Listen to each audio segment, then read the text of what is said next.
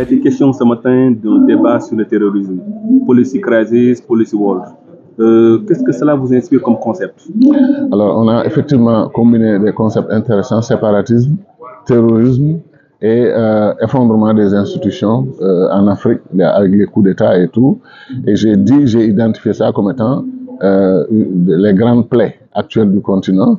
Et si on y rajoute l'autre plaie béante qui est les mauvais traitements infligés à la jeunesse africaine et qui aboutit à leur départ du continent et à au fait qu'ils ont tourné le dos à l'Afrique. En réalité, il y a une immense révolte, une profonde indignation et une profonde déception de notre jeunesse.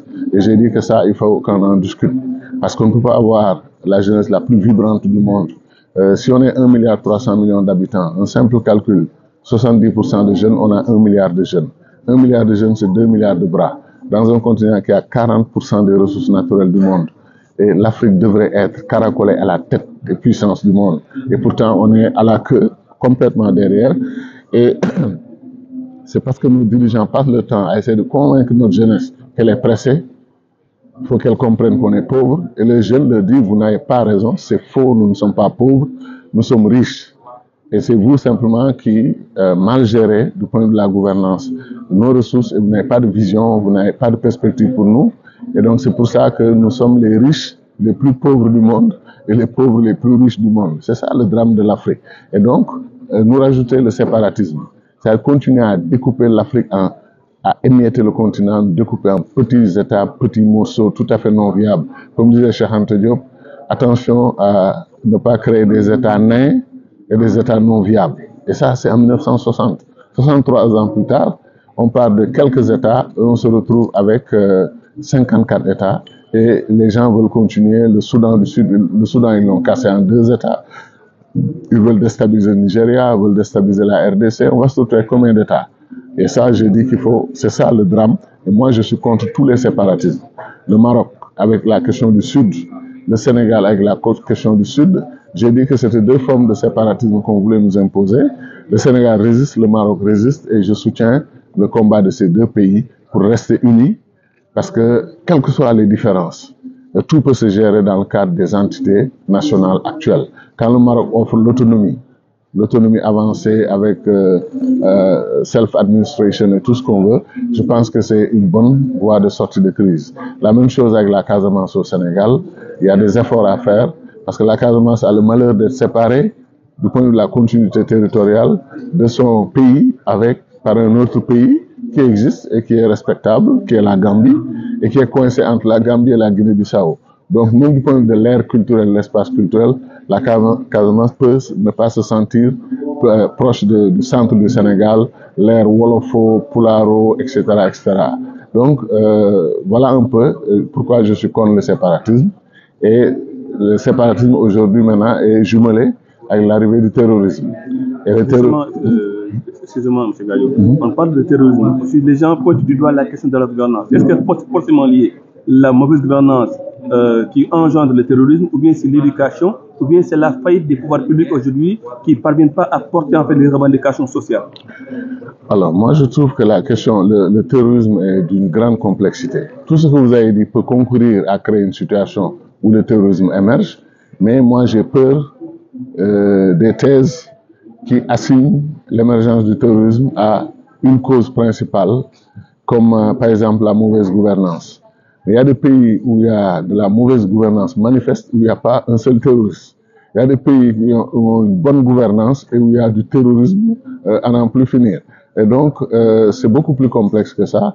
Les mauvaises politiques publiques nous amènent au débat que certains veulent nous imposer en disant que c'est parce que les zones rurales sont complètement marginalisées, non incluses dans le processus de développement, que le terrorisme a prospéré. Je dis, mais où était ce terrorisme pendant les 40 premières années de notre indépendance, de 1960 à 2000? Où est-ce que vous avez entendu parler de terrorisme en Afrique? C'est vrai qu'il y a eu les attentats, de Tanzanie et du Kenya, avec Al-Qaïda, mais Al-Qaïda l'a dit clairement, c'était pas l'Afrique qui était visée. À l'époque, c'était les pays développés, les États-Unis en particulier, qui étaient visés. Donc, pauvreté et terrorisme, mauvaise politique et terrorisme, je pense qu'il faut approfondir la question. Pour moi, la question de la géopolitique mondiale, et les frustrations que cette géopolitique crée, la volonté de puissance, la volonté d'exclusion, la volonté de contrôle et les deux poids, deux mesures. Regardez ce qui se passe à Gaza aujourd'hui. Combien de gens, combien de jeunes ne dorment pas la nuit en regardant ces images? Ils voient ce qu'ils appellent un massacre télévisé. Ça peut leur donner des idées et demain ils peuvent se retrouver dans des causes, dans des combats et tout ça. Donc, à mon avis, c'est beaucoup plus complexe, mais le terrorisme est là. Il était venu en petit groupe, maintenant il est partout dans le continent, métastasé, et l'Afrique n'a pas de réponse. Alors, voilà, l'Afrique n'a pas de réponse. Justement, c'est la question à laquelle je voulais revenir. Aujourd'hui, vous avez fait une analyse en fait, des problématiques qu'on vit. Est-ce que les solutions, les alternatives proposées, je ne parle pas de l'Union africaine parce que jusqu'à présent, il n'y a rien. Et là aussi, je voudrais que vous reveniez sur ce point-là. Pourquoi l'Union africaine tarde à réagir? Et est-ce que en fait, les propositions venues d'ailleurs peuvent régler le problème, d'autant que ça fait des années qu'on en parle et que le problème reste entier? Moi, dès que l'Union africaine a été exclue ou s'est auto-exclue de la crise libyenne et n'a pas tapé suffisamment sur la table, à l'époque, avec des amis, nous avons averti que l'effondrement de la Libye allait provoquer l'effondrement de certains pays comme le Mali, le Niger et autres, et on entrait dans une ère extraordinaire de crise du Sahel et d'effondrement progressif de nos États, avec une métastase possible sur la CEDEAO. On l'avait dit. Et l'Union africaine à l'époque, je n'ai pas entendu un discours vigoureux, énergétique, une union de tous les États africains pour aller aux Nations Unies et dire arrêtez ce que vous faites en Libye, parce que votre volonté coûte que coûte d'éliminer Kadhafi et de nous créer, de déverser des armes partout en Afrique, c'est une recette pour un désastre, pour une catastrophe pour l'Afrique. Arrêtez. Mais nous ne l'avons pas fait. Il y a même des pays africains qui ont soutenu l'intervention de M. Sarkozy et de ses amis de l'OTAN et de M. Cameron qui revient aux affaires et qui nous ont créé cette situation, qui n'ont jamais présenté de demander pardon à l'Afrique et qui à la limite pensent qu'ils ont fait une bonne chose en éliminant Kadhafi et en nous plongeant dans le désastre actuel. Et l'Union africaine, moi j'ai dit depuis combien d'années, on ne peut pas dire solution africaine aux problèmes africains avec l'argent européen. Parce qu'on dit ça, après on court à Bruxelles pour aller chercher de l'argent pour financer les solutions africaines aux problèmes africains. Ça ne marche pas comme ça. Est-ce que nous sommes prêts à comprendre que notre développement et notre sécurité sont entre nos mains? On y met le paquet. Quand nous décidons d'organiser un sommet sur le terrorisme, c'est extrêmement pertinent. Et si on reste 6 ans ou 5 ans sans tenir ce sommet, ça prouve que nous ne prenons pas les choses au sérieux. Avant, on a prétexté que le Covid nous a empêchés de tenir le sommet. Le Covid s'est effacé plus ou moins. Qu'est-ce qui nous empêche de tenir le sommet? Si on ne mutualise pas, l'Afrique du Nord est atteinte, l'Afrique de l'Ouest est atteinte, l'Afrique centrale est atteinte, l'Afrique de l'Est est atteinte. Maintenant, ils sont au Mozambique, ils vont vers l'Afrique du Sud. Donc, tout le continent est atteint, métastasé par la question du terrorisme, n'est-ce pas, le fléau du terrorisme. Qu'est-ce qui empêche les Africains de s'asseoir et d'en discuter?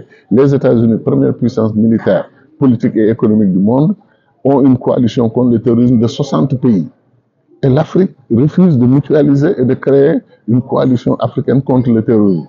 Est-ce que donc nous sommes à l'aise avec la situation? Les massacres au Mali, les 40 000 morts avec Boko Haram, les 10 000 morts avec le Burkina Faso. Est-ce que nous sommes à l'aise quand on massacre les Africains? Ça ne nous dérange pas. Est-ce que c'est ça? Alors, la dernière question, M. Gadio, c'est par rapport au modèle. On n'a pas de monde occidental qui ne fait pas recette, qui ne produit pas en fait les effets escomptés. L'Union africaine, comme vous l'avez dit, qui reste, qui regarde. Est-ce que le Maroc, dans ce cadre, ne fait pas figure de proue comme modèle dans la lutte contre le terrorisme? Moi, j'ai toujours admiré les performances du Maroc en termes de prévention et d'anticipation avec un système d'intelligence extraordinaire. Tout le monde sait que le Maroc assiste des pays développés européens dans la gestion du terrorisme. Et j'ai dit aux gens, quand ils ont créé le G5, j'ai dit, mais c'est incroyable, vous avez le Maroc à côté, qui a une solide expérience dans la lutte contre le terrorisme. Ou vous associez le Maroc, ou vous l'invitez, ou vous proposez au moins un statut au Maroc pour pouvoir apporter sa contribution. Mais ça aussi, c'est africain. On laisse nos experts, on laisse notre expertise, on laisse notre expérience endogène pour aller chercher l'expérience des autres. Et voilà, ils ont bâti des partenariats avec la France pour lutter dans le Sahel contre le terrorisme. Le résultat est là, ça s'est mal passé. Et il y a eu des divorces amers. Les gens se sont attaqués, se sont insultés, se sont traités de tous les noms d'oiseaux. Et la France est partie. Et voilà, le problème est resté entier. Et j'ai pas aimé, je le dis clairement, quand j'entends des Africains dire la France doit partir parce qu'elle n'a pas réglé le problème du terrorisme. Vous vous rendez compte? C'est la France qui doit venir en Afrique, au Sahel, régler le problème du terrorisme pour nous. Mais nous, Africains, on est quoi? Comme disent nos parents ivoiriens, on est quoi? Est-ce qu'on se respecte pour demander qu'un autre pays vienne nous régler nos problèmes de terrorisme? C'est pour ça que je dis qu'encore une fois, quand Cheikh Anta Diop disait la sécurité précède le développement, et moi j'ai rajouté précède le développement et à son tour sert le développement. Si on ne l'a pas compris, franchement, on n'ira nulle part. On va gérer l'insécurité globale. C'est dans l'insécurité que les gens s'infiltrent et pillent nos ressources, prennent notre uranium, prennent notre or, prennent notre diamant, prennent toutes nos ressources et vont avec. Donc, à nous, encore une fois, de nous réveiller. Le sort de l'Afrique est entre les mains des Africains. Le sort de l'Afrique est entre les mains des Africains et la question du leadership revient. Problème numéro 1, leadership. Problème numéro 2, leadership. Problème numéro 3, leadership. Et on a la jeunesse, les bras qu'il faut pour bâtir, construire l'Afrique et donc la balle dans notre camp.